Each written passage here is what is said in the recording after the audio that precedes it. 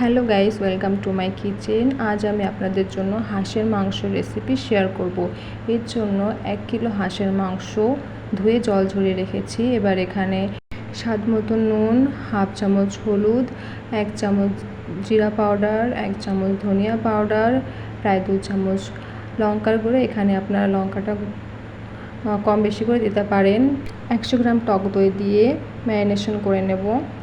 2-3 minute ভালোভাবে marination করে প্রায় 15 থেকে 20 মিনিট ঢেকে রেখে দেব।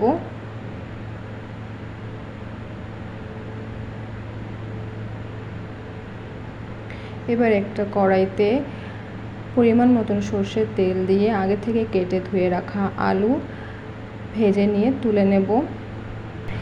এই তেলের মধ্যে সামান্য পরিমাণ আরও কিছুটা সরিষার তেল দিয়ে দেব। কিছুটা গরম মশলা, জিরা, 2টো তেজপাতা, একটা শুকনো লঙ্কা দিয়ে 2 সেকেন্ড মতন ভেজে নিয়ে এর মধ্যে একটা বড় সাইজের পেঁয়াজ কুচি দিয়ে দেব। সামান্য পরিমাণ নুন এবং হলুদ দিয়ে পেঁয়াজটাকে ব্রাউন করে ভেজে নেব।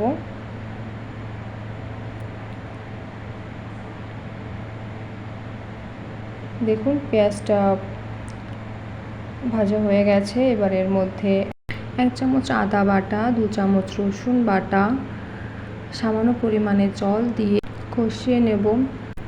আদা রসুনের কাঁচা গন্ধটা চলে গেলে এর মধ্যে আগে থেকে ম্যারিনেশন করে রাখা মাংসটা দিয়ে দেব। বেশ কিছুক্ষণ সময় নিয়ে মাংসটাকে কষিয়ে নিতে হবে। হাঁসের মাংস একটু সময় নিয়ে ভালোভাবে কষিয়ে নিলে এটা স্বাদ দ্বিগুণ বেড়ে যায়। 5 মিনিট কষিয়ে নেবার পর মাংস থেকে জল ছেড়ে দেবে। তো এই জলটা শুকিয়ে যাওয়া অবধি মাংসটাকে আরও কিছুক্ষণ কষিয়ে নিতে হবে। দেখুন মাংসটা বেশ ভালোভাবে কষানো হয়ে গেছে। এবার এখানে পরিমাণ মতন জল দিয়ে দেব। জল দিয়ে মাংসটাকে 2-3 মিনিট ভালোভাবে নেড়েচেড়ে নিতে হবে। ফুটে যাওয়া অবধি অপেক্ষা করব।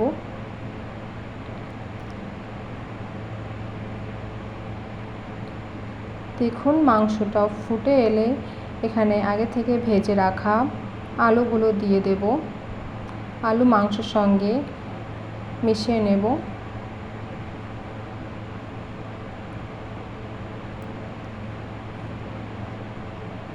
প্রায় 15 মিনিট মাংসটাকে রান্না করে নিয়ে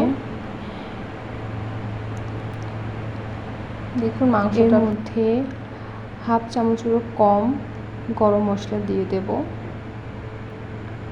গরম মশলার সঙ্গে মাংসটা আরেক কিছুক্ষণ মিশিয়ে নিয়ে